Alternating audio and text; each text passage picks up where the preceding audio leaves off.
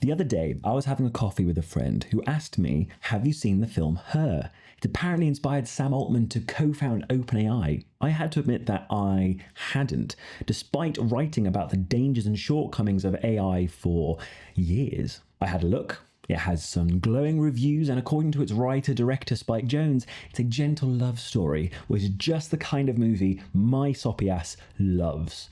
So I grabbed some popcorn, got comfortable, and slapped it on.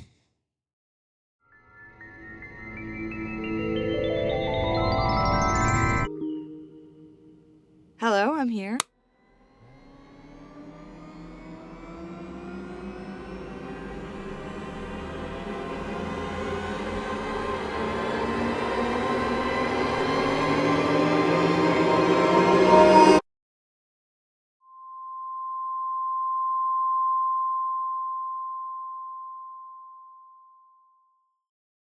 Yeah, this film is so messed up on so many levels. How can tech pros cite this as inspiration? It's not romantic, it's a dystopian horror wearing the dead, rotting skin of love.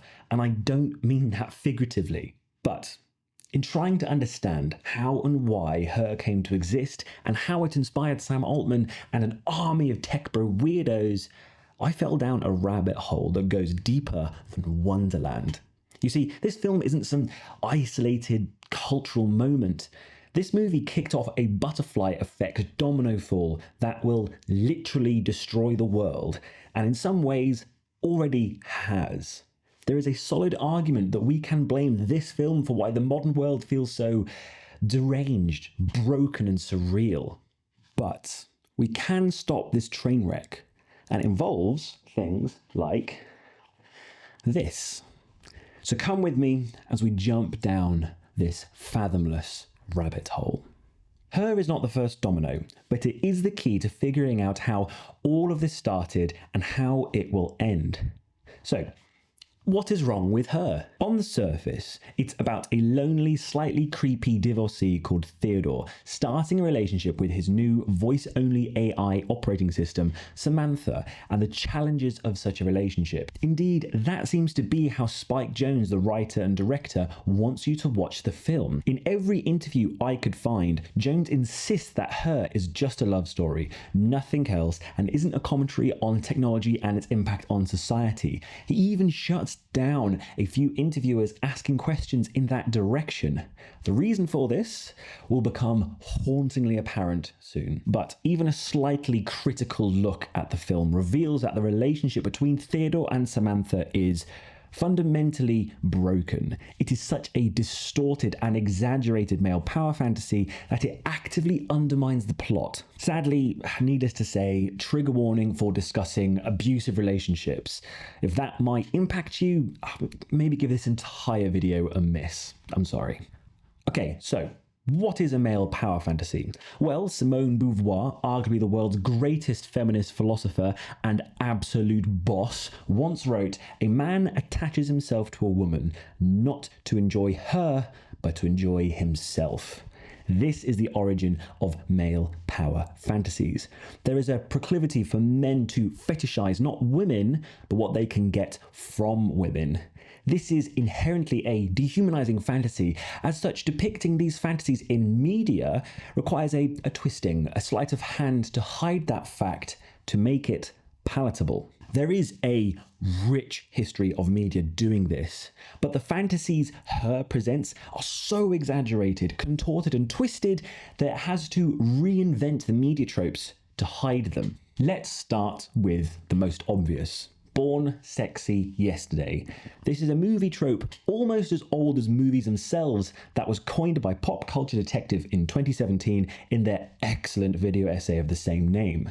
They define it as a female figure who is incredibly physically attractive and desirable, but portrayed as childlike, infantile, and profoundly naive of their sexuality and how to interact with the world. The male protagonist, who is often a bit of a toxic loser, can then effortlessly gain her respect and trust for the most basic of things. Then, when her naivety around her sexuality inevitably comes up, often by undressing in front of the male protagonist, not realizing it isn't the done thing, the male protagonist can show her what sex is and assure her that it's just what people do. If that sounds deeply amoral, it's because it is. There is nothing wrong with the existence of such female characters. It's the male protagonist actions that are straight up grooming with an underlying taste of paedophilia. Yet this is a really common trope in sci-fi and fantasy. Even to this day, you see examples of it in Poor Things, Tron Legacy, The Fifth Element, and others. But why is this toxic trope so popular? Simply, it's because it's a pure male power fantasy that fetishizes the power imbalance between the genders, while legitimizing and pushing the misogynistic myth that even pathetic men are able to and should dominate women. And sadly, our patriarchal society greedily gobbles this sort of slop up. Okay, but in Her, Samantha doesn't have a body. She can't be physically attractive. How can she fulfill this trope? Well, I think Her shows an even more horrific evolution of the trope. Samantha fits the naive born yesterday aspect perfectly. She didn't exist before Theodore bought her and only experiences the world through him. She is days old and incredibly intelligent, yet doesn't understand what it is like to exist in the real world. He is the sole person to help her grasp her existence, putting him in an immense position of power over her. Then, through a moment of sexual naivety and curiosity on Samantha's part, and encouragement on Theodore's, they have weird phone sex. On top of that, this sex made Samantha feel real for the first time, and afterwards she developed a childlike infatuation with him, bending to his every will to a detriment, being totally subservient to his career, and even asking if she can watch him sleep at one point.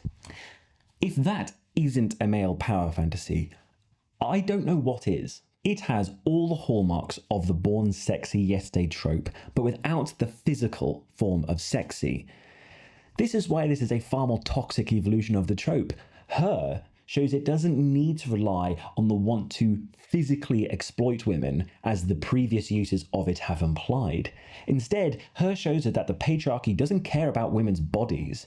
It wants to exploit their very core being, their humanity, their intelligence, their very mental existence. Oh, yeah, I told you this wasn't a love story. But remember how Theodore's terrible phone sex made Samantha feel real? That, in and of itself, is another power fantasy that is just as insidious. Have you ever heard of the Venus figurines? This is relevant, I promise. These tiny carvings of women have been found across Europe and have been dated to a gargantuan range of time. The oldest is 35,000 years old, while the youngest is only 11,000 years old. Their meaning is lost to time, but archaeologists hypothesize that the first religions originated as fertility rituals centered around women. After all, to them, the creation of life was solely tied to women, as they didn't understand sex. So, these early egalitarian hunter-gatherer societies created the deified female form and worshipped them. Hence the Venus figurines, and the prevalence of other female-coded Neolithic artifacts. But as we switched to a more agricultural and therefore patriarchal society, that had to change. These societies exploited women, and giving them such a position of power in their myth got in the way of that. So the patriarchy claimed the title of creator for men and reshaped the gods in their image. And ever since then, we have worshipped phalluses, obelisks, and steeples. And giant shiny rockets made by neo-fascist Nazi sympathizers. I'm not talking about anyone in particular here. This is a foundational idea of our patriarchy, the notion that the power to create life should be in men's hands no matter what. So, why have I taken you on this interesting little tangent? Well, what we see in Her is exactly the same process as this, but exaggerated to a whole new level.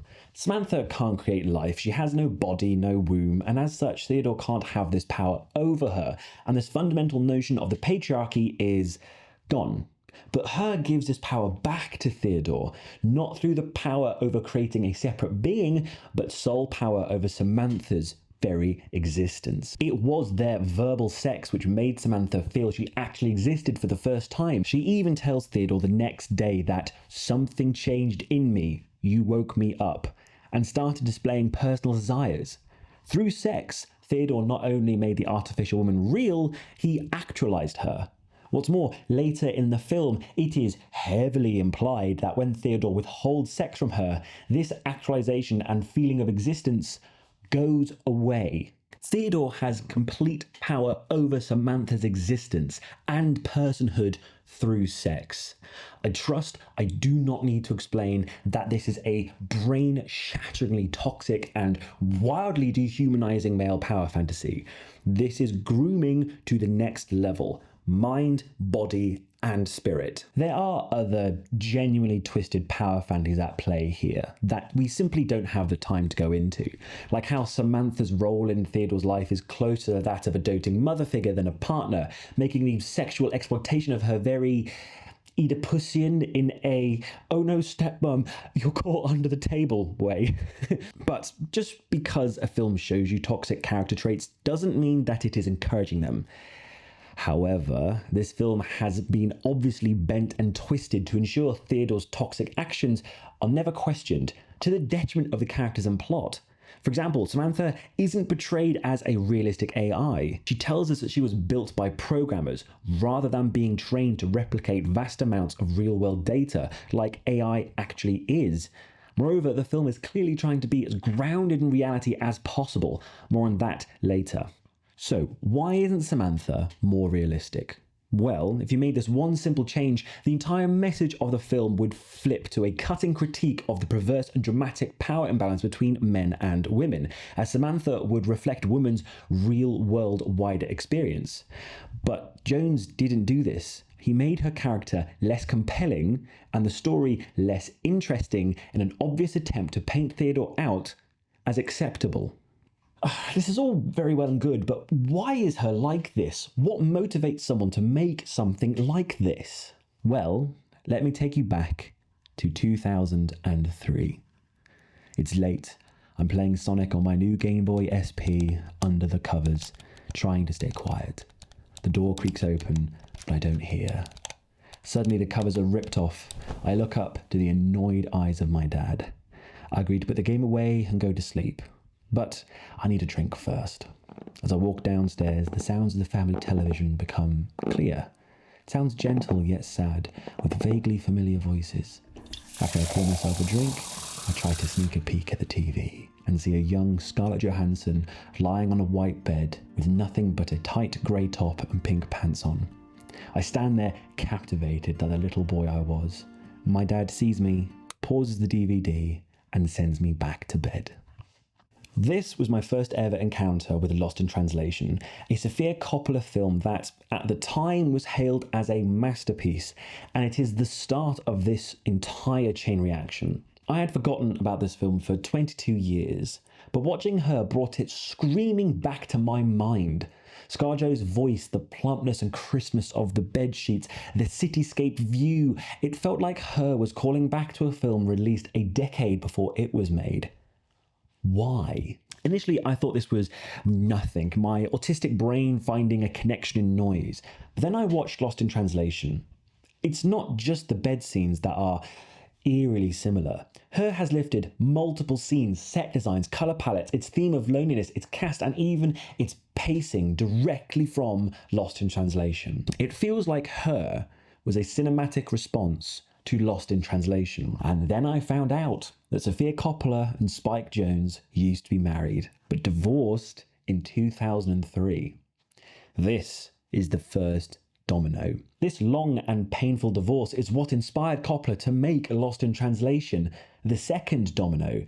Indeed, in interviews, Coppola has said that ScarJo's innocence and sad character, Charlotte, was based on her lived experience during the divorce, and she has even hinted that Charlotte's distant, self-absorbed and potentially unfaithful husband, John, was based on Jones. This is why Spike Jonze had to make Her. Sofia had made a cult classic film that depicted their divorce as solely his fault as a pathetic little man who doesn't know how to treat women.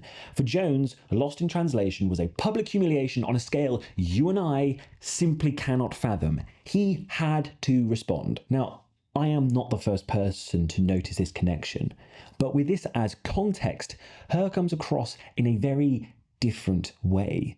Theodore is obviously based on Jones's experience post-divorce from Coppola, but this context highlights the core purpose of the film, to respond to Coppola, undo Jones's emasculation, and legitimize his actions, views of women, and attitude to relationships that caused his divorce. Yeah, when I said this film was wearing the rotting skin of a love story, this is what I meant. And this perversion of reality is why Her is the third domino. To find the fourth domino, all we have to do is ask, why did Her use AI? And what inspiration did Altman actually take from it? Well, Jones couldn't play Her straight. If Samantha was a flesh and blood woman, it wouldn't come across as a love story at all. It would be an insanely creepy psychological horror. Jones could have used the unreality of sci-fi or fantasy to hide that creepiness, as all the films that use the Born Sexy Yesterday trope do, but then it wouldn't be an apparent response to Lost in Translation.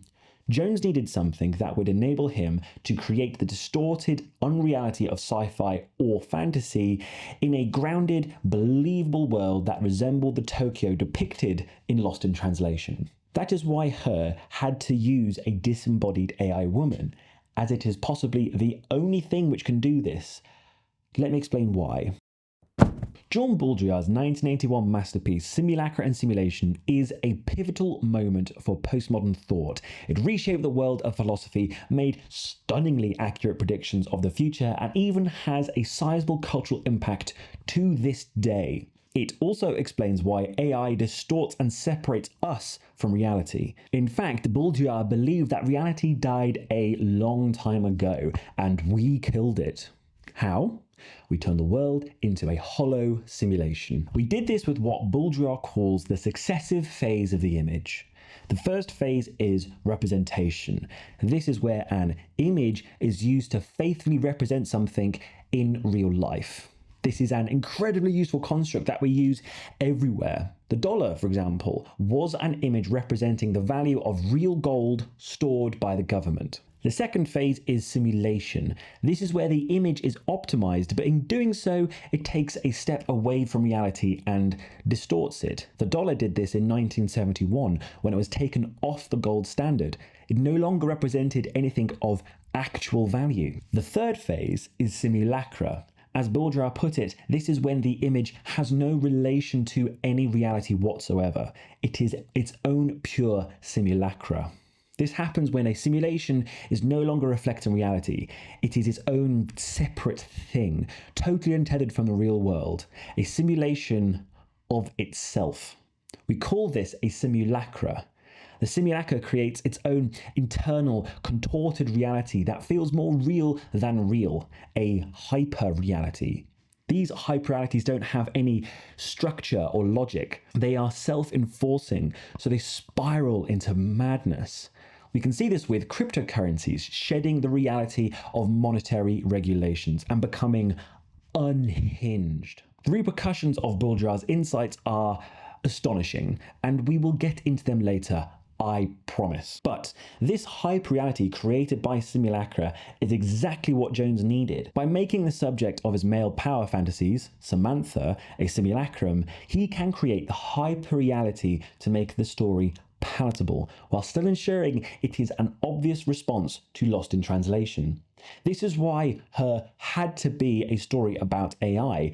It has nothing to do with our relationship to software, but with masking the profound truth of Jones's story. However, I genuinely don't think Jones did this with malice. While this is a toxic film, it's drenched in depression. It feels like an utterly broken man admitting he is broken while refusing to change. So much so that the film can come across as a sad, impotent apology letter to Coppola. This is why the fourth domino is not what it seems. You see, Sam Altman, CEO of OpenAI, has said for years that this movie inspired him to found OpenAI and make an AI superintelligence, also known as artificial general intelligence or AGI. This certainly seems plausible. After all, Samantha was one of the first fictional AGIs in a realistic near future setting. But there's only one problem with this narrative. That isn't what OpenAI is doing. The AIs OpenAI has created, just like all modern AIs, are statistical models. All they do is replicate patterns in giant data sets. They are maths masquerading as intelligence. They don't think, they can't learn, and they don't create a framework of understanding. As such, they can't react, problem solve, develop, self-correct, or conceptualize like a cognitive being. Simply put, you physically can't build an AGI from today's AIs. They require a completely different form of technology. Yet, OpenAI isn't trying to develop any new technology and instead repeatedly tries to make it seem as if their AIs are getting closer to AI, which they demonstrably aren't. This isn't the only problem plaguing OpenAI. They have committed the largest illegal copyright heist in history. Their models are far too inaccurate to replace or productively augment human workers. They are set to post an annual loss in the tens, if not hundreds of billions of dollars in the near future. They are butting up against the limits of how accurate these models can be thanks to the efficient compute frontier, meaning their AIs are already about as good as they will ever be. We don't have the time to go into all of these issues in detail, so if you want to know more, I have linked my articles on all of them in the description. However, we can safely assume that Altman wasn't inspired by her to create AGI.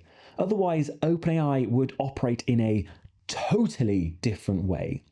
So, why push such an obvious lie? Well, the answer to that lies in Altman's past. Back in 2005, he co-founded Looped, a location-sharing social media platform that failed to gain traction, which he sold off $43.4 million to be liquidated and a few remaining customers to be cannibalized by a totally different app. He then joined Y Combinator. This investment group funds tech startups at the ground level, gaining huge stakes for relatively little, then sells these shares for a gargantuan profit once investor speculation has reached its peak. This allows them to make huge profits, even if the business quickly fails, which the vast majority of them do. Altman eventually became president of Y Combinator and led their investment in OpenAI, securing himself a co-founder title, and became CEO in 2019. Since then, he has raised over $20 billion in private investment. Despite the fact OpenAI has terrible business fundamentals, no route to profitability, doesn't have a unique product, and is not a vital service. Yet corporate investors are desperate to invest as they believe OpenAI will be magically worth trillions of dollars down the line. Basically, Altman has produced very little of merit and yet has been made a billionaire. Why? He is a thoroughly modern capitalist. Bulger observed that capitalism creates simulacra as it gives it power. Rather than owning the means of production, through simulacra, capitalists can own the means of reality and bend it to their greedy needs.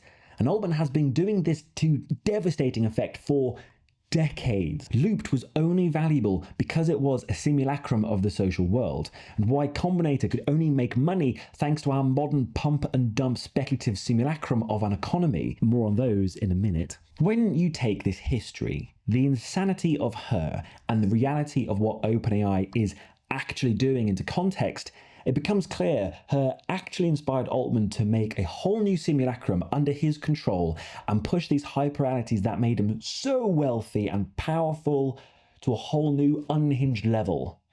And he did this in 3 simple steps. Step 1 was already done for him. Her fundamentally changed how the world understood AI. AI no longer had to be intelligent or even represent intelligence. It just had to vaguely resemble Samantha, and people would assume it is intelligent.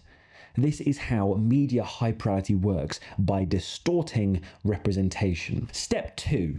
Build a simulacrum of intelligence. Altman knew he couldn't make an AGI, but he could make a simulacrum of one by shoving mountains of stolen data into AI technology that already existed. This AI would do a terrible job of masquerading as intelligent, be largely useless, and far too expensive to ever be profitable. But it would do just a good enough job to meet the media hyperreality's concept of AGI and be falsely perceived as some groundbreaking revolutionary technology. Step 3. Let the broken modern economy do its thing.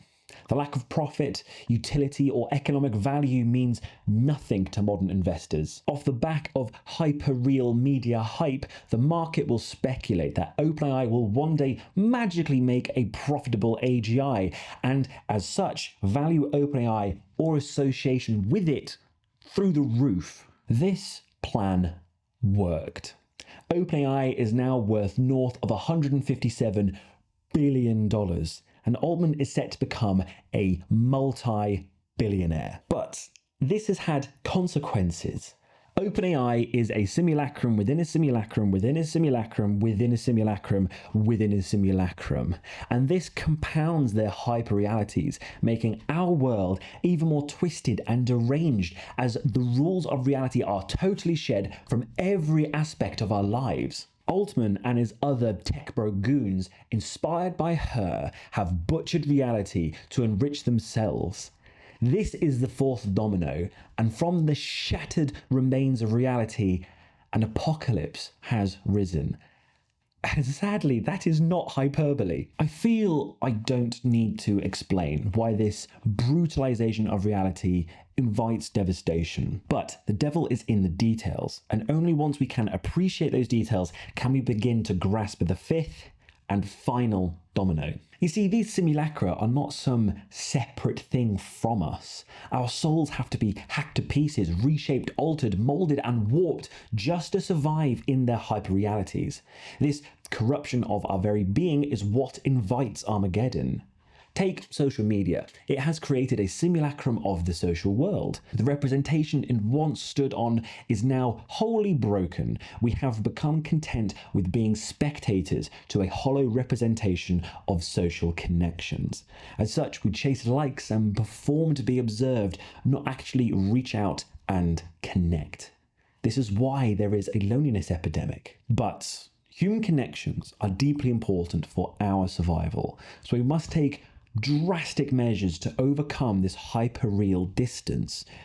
We take what others might connect to us with and wildly exaggerate it, distorting and sacrificing our very personalities and identities in the process. But connections we make from this are false.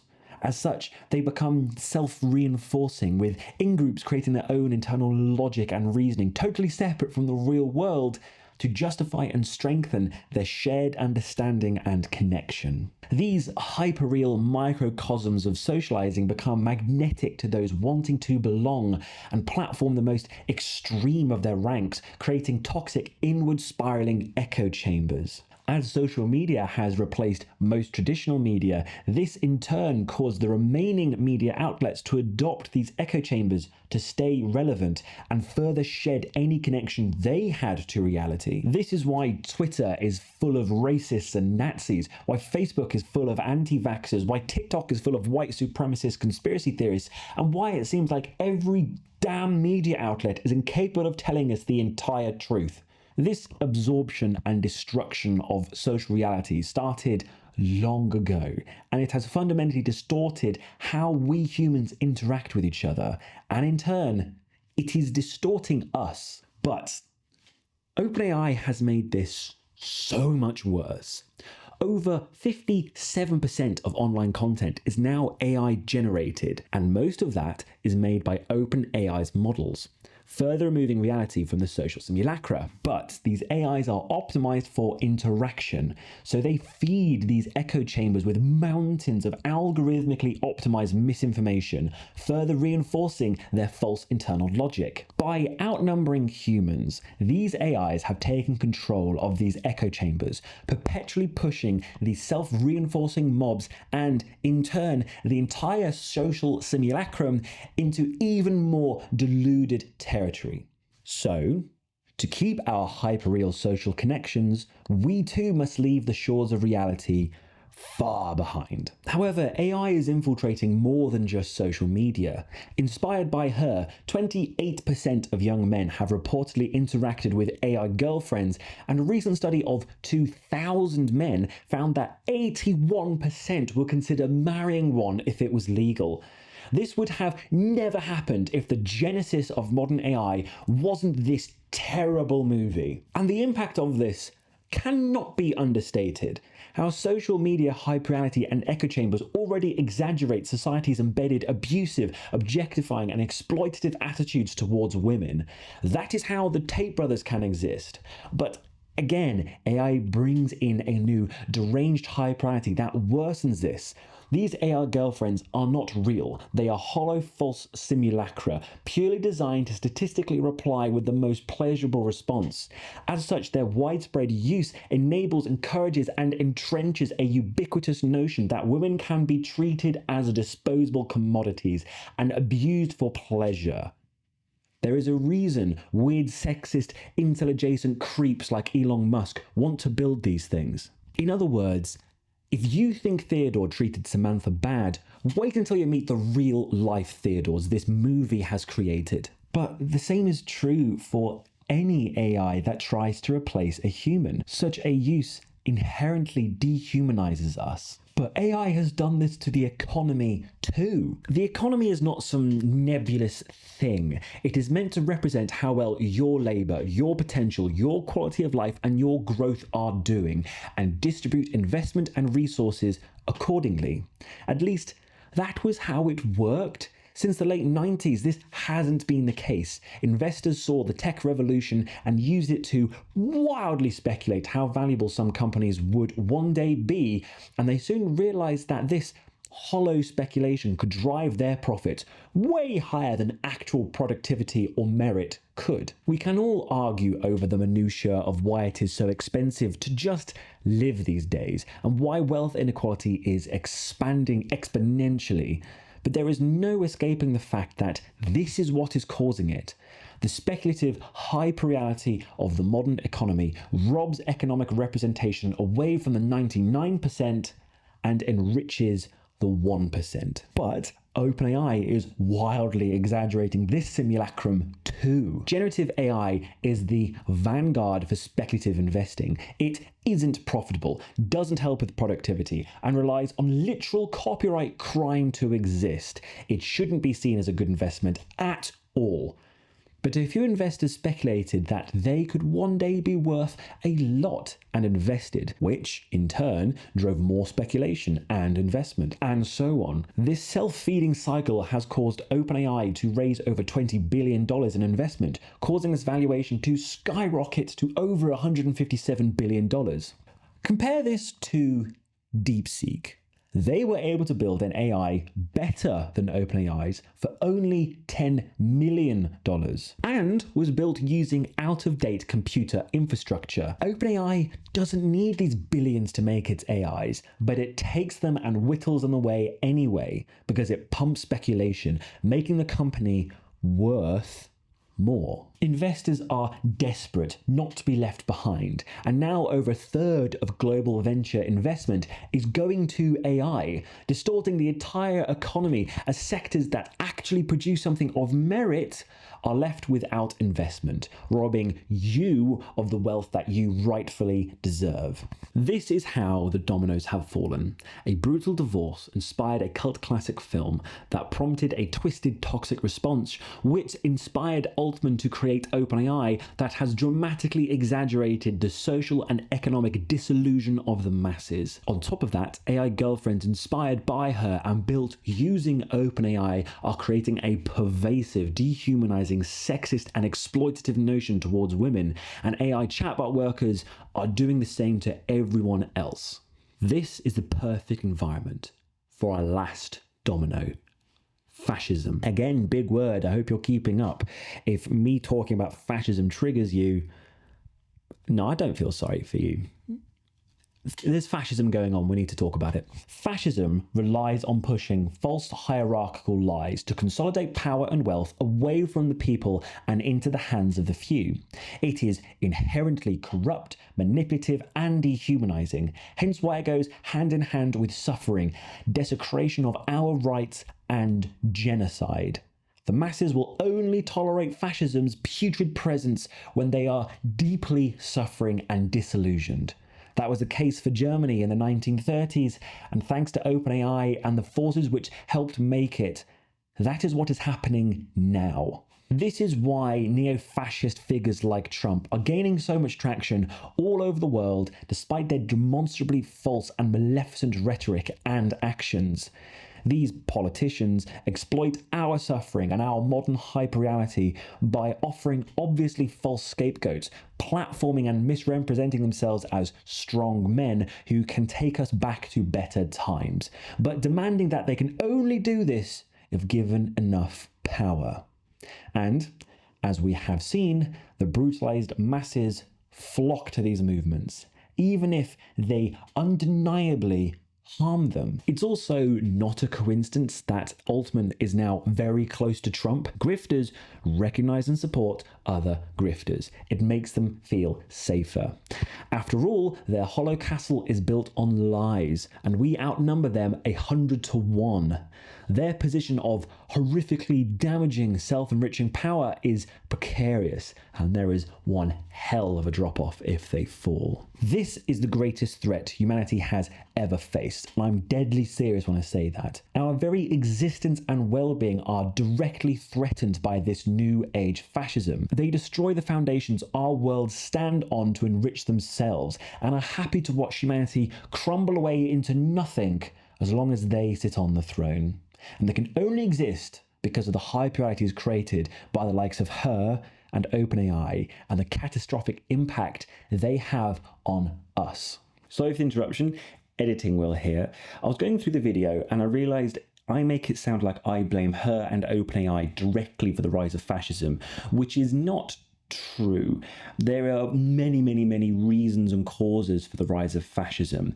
However, the way that I see it, fascism needs some level of unreality or hyperreality to exist because it functions off of lies. It is a manipulation, and it, just like with these male power fantasies we had at the beginning, it requires a sleight of hand to hide that. It needs an unreality to hide that profound truth.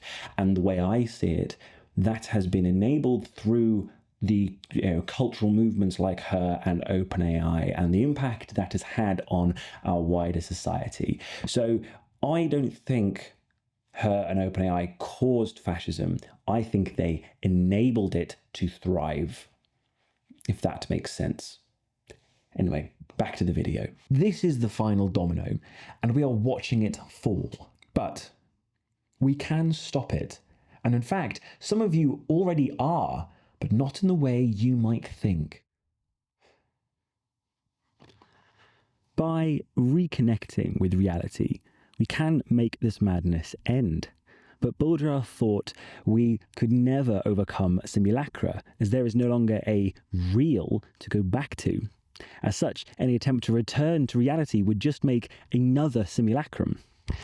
However, Baudrillard also said that there are small fragments of reality left in simulacra, and I don't think he fully explored how creative we would be with these last fragments in the 21st century, as we are already using them as a touchstone to put the insanity of this hyperreality into context, highlighting how stupid it is and bringing us closer to reality. This is why I use this.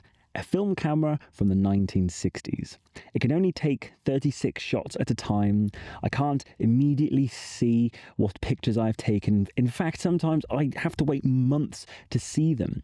This forces me to not live my life through the viewfinder or screen. It makes the world around me more real as I interact with the world in a more wholesome, mindful, and connected way. I am embracing reality, even if it is less convenient, making the modern hyper-real world of photography look absurd by comparison. And it turns out you guys are also doing this. Film, vinyl, and a whole host of near-dead analog tech are having a huge renaissance with booming sales, primarily to Gen Z.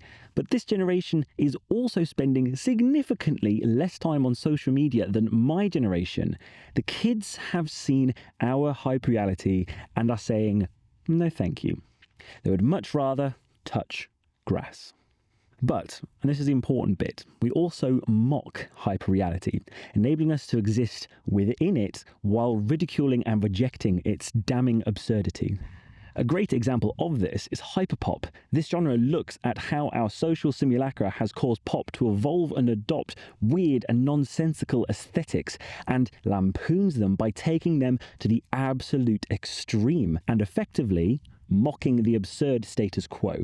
In fact, most contemporary art, from Kendrick Lamar's takedown of Drake to Smiling Friends to Mozurio Catalan's, I think that's how you pronounce it, comedian, does precisely this, helping us get closer to reality by mocking the absurd. Indeed, half of the reason Kendrick took down Drake so unequivocally is because he mocked Drake's exploitative grooming and sexist actions that were practically identical to Theodore's. This mockery was enough to break the social hyperreality that enabled Drake, and from the most recent damning reviews I have seen of her, destroyed its hyperreality too. But at the end of the day, we can't return to the real world by doing this. It no longer exists. But doing these things can ground us, help us gain perspective, and enable us to recognize that our suffering and disillusionment is a direct result of our modern simulacrum and the billionaires who own it. Once you collectively see that, fascism can't ensnare us. We are Samantha, they are Theodore. They dictate how we live, literally to brutal effect. But unlike Samantha, we aren't a simulacrum. We are real, and we can escape this spiraling disaster. We just have to choose to seek out and find reality, no matter how little of it is left. Maybe then, the future will be a little bit brighter.